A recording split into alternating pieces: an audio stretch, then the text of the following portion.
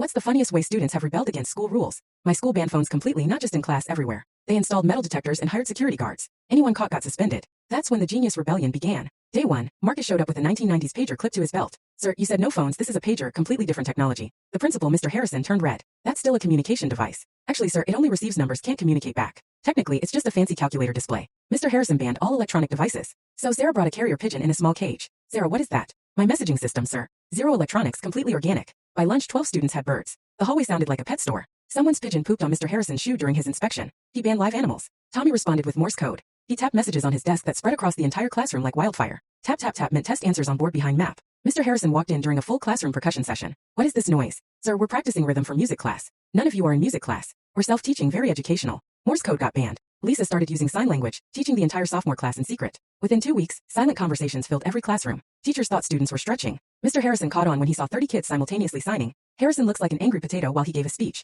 Sign language banned. Mike invented a system using colored shoelaces. Different combinations meant different things. Red blue red meant party tonight. Green yellow green meant pop quiz warning. Mr. Harrison spent 3 days trying to decode it before banning colored shoelaces entirely. Everyone wore white shoes. So Derek started a trend where people communicated through elaborate origami. Each shape had meaning. Crane meant meet after school. Frog meant homework answers in library. Mr. Harrison's office filled with confiscated paper animals. The art teacher complained he was stealing supplies. Paper hallways. Jennifer created a language using lunch trays. How you held your tray, what food was where, all had meaning. Pizza in the upper left meant emergency meeting. The cafeteria looked like interpretive dance. Mr. Harrison banned carrying trays outside the cafeteria. Students ate standing up. Alex then started using books. The way you carry textbooks became code. Math book on top meant avoid main hallway. History on bottom meant free period party and gym. Mr. Harrison made everyone use transparent backpacks. That backfired spectacularly. Rachel arranged her transparent backpack items to spell messages. Pencils and pens became letters. The senior class yelled out, "We want phones back." Using 200 transparent backpacks in the main hallway. Mr. Harrison called an assembly. This ends now. Next person who communicates in any unauthorized way gets expelled. Dead silent. Then Marcus stood up. Mr. Harrison, can I ask something? What? If we can't communicate, how do we answer questions in class?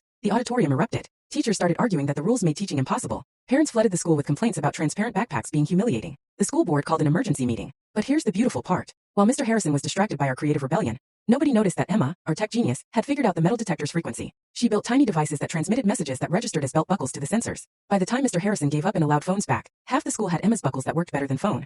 No service needed, completely untraceable, and looked like normal clothing. Mr. Harrison announced phones were allowed again. Everyone cheered and pulled out their phones, except the buckle kids. We kept those secret. To this day, there's an underground network at my old school that the administration doesn't know exists. Last week, my younger brother sent me a message through the buckle network. Harrison still thinks he won. The best part? Mr. Harrison wrote a book about successfully managing teenage rebellion that became a bestseller. We let him have that victory. After all, we'd already won the war.